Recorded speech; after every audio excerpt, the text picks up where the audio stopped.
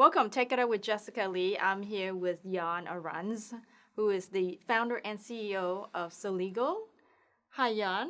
Hi, thank you for having me. My pleasure. You started this company over 8 years ago, and it's in the integration platform as a service, iPaaS. Back then, there was a different kind of technology that people were coming out for the demand, and now it's a very different kind of platform also. I would love to hear your journey. As an entrepreneur, I'm sure a lot of people out there want to start their own company, right? Yep. But the journey has its pros and cons and some of the challenges and the lessons learned.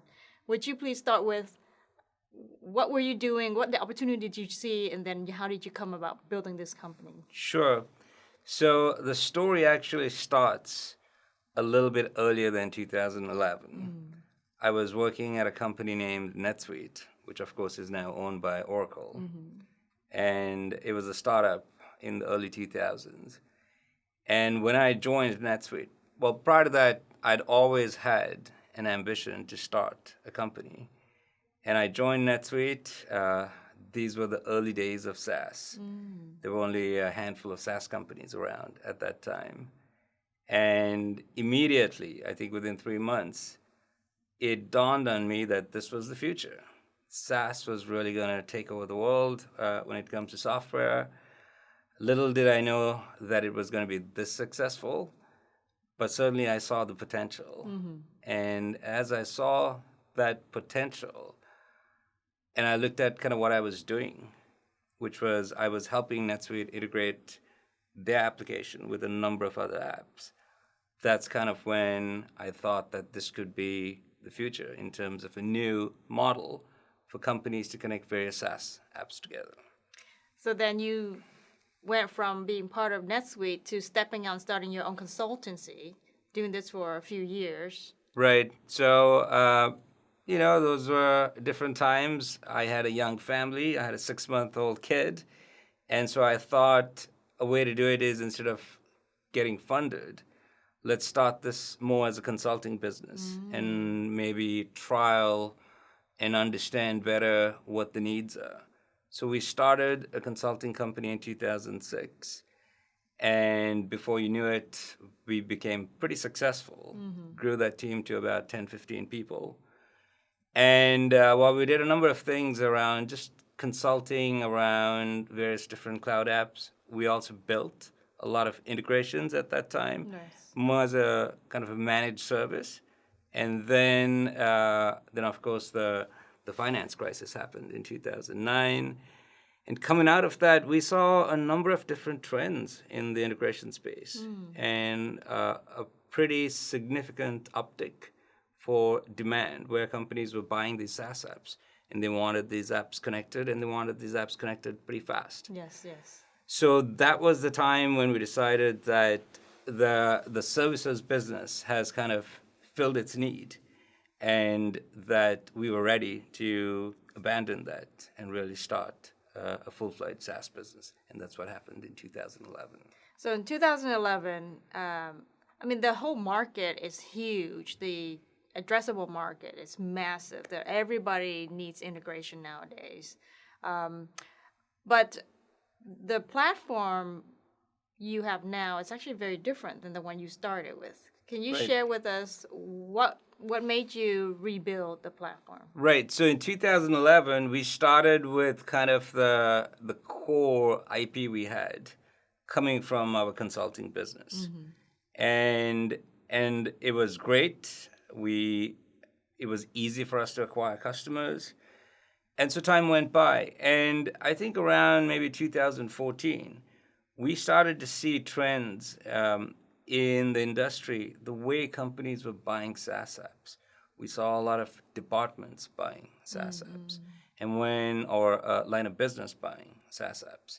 And when it's purchased at that level, then these users wanted immediate results. I see. They're not the IT people. They're not the technical people. They're more of the business savvy people. Well, it was happening before as well, but we saw an uptick in that, along with kind of IT. And then there was this interesting dynamic between kind of the line of business and departmental users and IT and so on and so forth.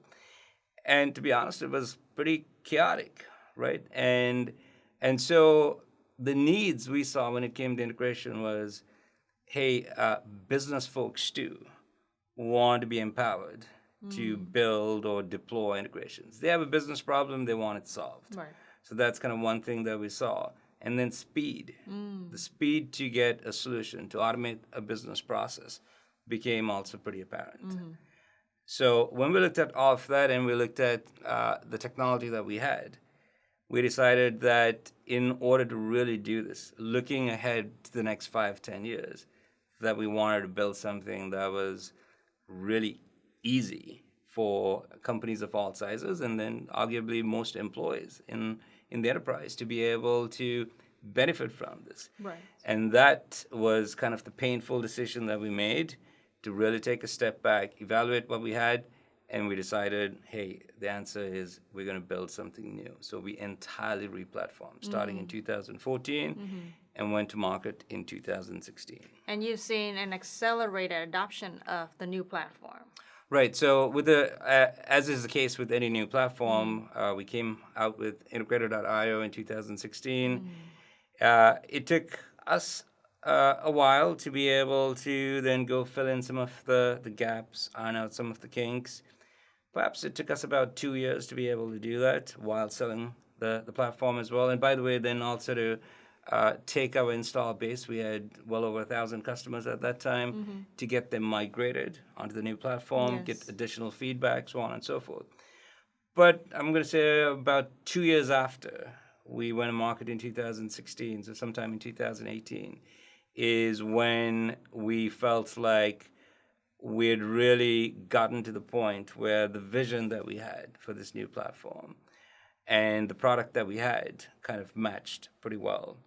And since then, we've had a significant uptick in terms of demand. Okay. And I would say that, looking back, it's easy now to say, well, that was the right move, but at the time, it was so disruptive, Yes. such a painful decision. Yeah, and I think that's where it's of interest to probably a lot of entrepreneurs out there, is the journey that you took, the decisions that you have to make. So looking back, what were some of the lessons learned that you would like to share? On that particular case, or Yeah, on the technology side, Yeah. on the business model side, Yeah. even people, talent. right? So the kind of the story that I shared was more on the go-to-market side, right? Looking at the changing trends in the industry, understanding how your product fits, understanding product market fit, and then making a pretty bold decision. So it's not easy to do that, but sometimes hard decisions need to be made. It's quite possible that we could have said, yeah, it's possible to make do, but I was fairly convinced that if we'd gone down that path, in a few years, we would have seen other limitations. So that's just one example. But in a fast-moving space, there's always changes to the business model. You got to decide on kind of, hey, what use cases do we want to focus on? What business processes do we want to focus on? What ecosystems do we want to focus on? Do we want to focus on the mid-market versus the enterprise? Because we have a product that can do both. But it requires additional funding and additional focus to be able to do all of that, That's right? right. So it's always kind of a constant process to be able to, on a quarterly basis, every 6 months, to look at how you look at the market. Are we doing things the right way? Are we just following what's happening? Do we have a good sense of where the industry is heading so that we're there ahead instead of kind of following the puck, so to speak? These are the things that, as an entrepreneur, you have to be thinking day in, day out. And you started this without a large investment. You trying to bootstrap and finance yourself. What were some of the lessons learned early on in trying to manage the finance side, but also having the right talent?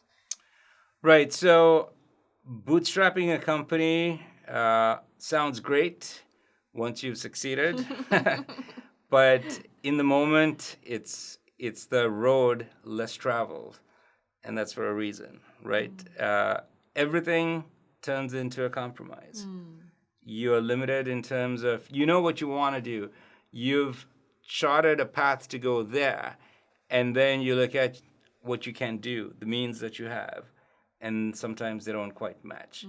So that's always a challenge, but it can be done. And I think the way we made it work, and why we became successful, is that we had a vision. We knew where we wanted to go.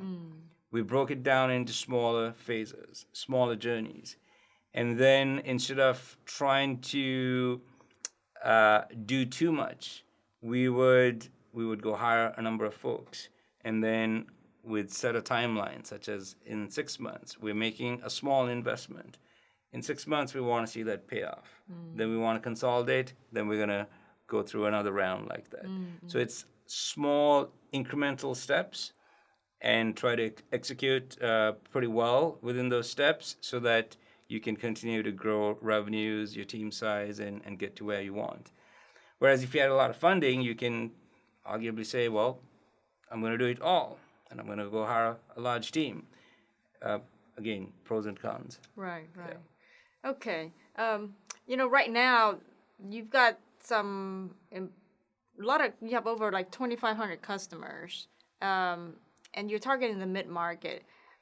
Give us an example of a very popular use case, Sure. say like NetSuite or CRM integration. How do you help companies with their business processes? Right. So if I can start first, maybe by just saying that what we do is we help companies automate their business processes by connecting the underlying apps and data together. I like to say that companies just don't go build integrations for the sake of building them. Ultimately, every integration results in an automation of a business process. And if you think about the business processes, these business processes, for the most part, have been around for a while. Yes.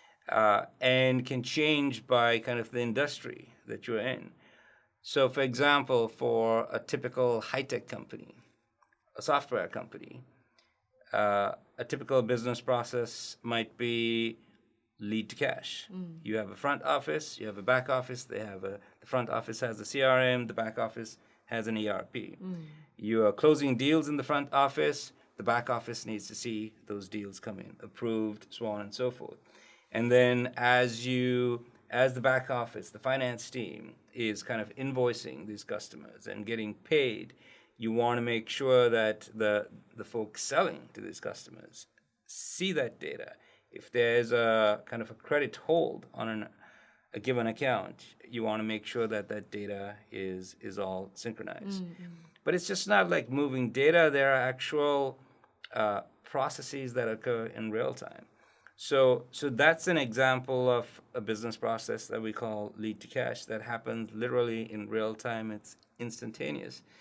And I like to say that oftentimes it's like if let's say you're using Salesforce as your CRM, it's like you have your back office being pulled into Salesforce so that everything is interactive. As you make a decision, it's coming back and telling you, no, you can't do that order for this customer because that customer has a past due invoice available. And kind of touching upon kind of integrating apps versus integrating data, that's a great example of while there's data moving, this is more of a kind of a real-time business process where you're thinking through the logic at an application level itself. So do you have a vision now to go beyond the mid-market because your technology can really address even large clients, right? Absolutely. So since we have a new platform and we've been really busy in building this out, we're at the point where in what we do, really, we can serve customers of any size. And the way we look at it is not necessarily by company size per se, even though that's one of the metrics that we look at. We think about our customers in terms of, are they invested in the cloud? And how invested they are. So a quick example is, as we know in this day and age, a lot of companies go buy SaaS apps. But not all SaaS apps are the same. There are what we call foundational SaaS apps. Think about the CRM, the ERP that we just talked about, HR applications, marketing automation type yes. apps, so on and so forth, right? Yes. These are the key business apps where they are the system of record for certain business objects in the enterprise, such as the lead, or the contact, or the account, or the employee, or the sales order, or the item record, so on and so forth. So we like to think of the world or of a target customer as someone who has made an investment to get at least one of these foundational SaaS apps. Because if you have one of these foundational SaaS apps, given the multitude of other SaaS apps out there, there are specialized apps that do one particular function. Sometimes it's a little sliver, but they go deep, which means, though, they have to come back and connect back to the system of record. It might be the employee, it might be the lead, or it might be the sales order. So when you think of it in those terms, the addressable market for us is any company of any Yes. size that has invested in foundational SaaS apps. Yes. That's just one way to look at it. That's not the only way to look at it, but arguably that's kind of the most meaningful way to. Well, that pretty much says every company. Right. But it doesn't mean just because we think there's a need that we can serve every company, because then it becomes a function of, is it the product? And we don't think that's the case at all. The product is built to serve a customer of any size. Is it kind of some of the more stringent requirements when it comes to compliance for larger customers? We've gotten that solved too. For us, truly, it's now a question of focus and go-to-market. For example, if we were to really go after the enterprise market, we have to then really think about building an enterprise sales team. Yes. And supporting that team. Yeah, yeah. And we want to make sure that we're ready for that. So that's all coming fairly soon. And by the way, I think that, I know there's always a debate as to whether it's better to start serving smaller customers and move up, or whether it's better to start serving larger customers and then come down market. Of course, I'm going to be biased in my answer. You started in the middle, didn't you? We started towards the low end, and we are making our way upwards, Yeah, where yeah. we're serving now larger and larger customers. Okay, wonderful. Well, good luck, and I know you have a recent funding, Series B funding, so that's wonderful. Thank you. Look forward to hearing more success from you, some really big name case studies that you can present. Absolutely. Thank you. There you have it, folks. Take it up with Jessica Lee, Jan Arendtsz from Celigo.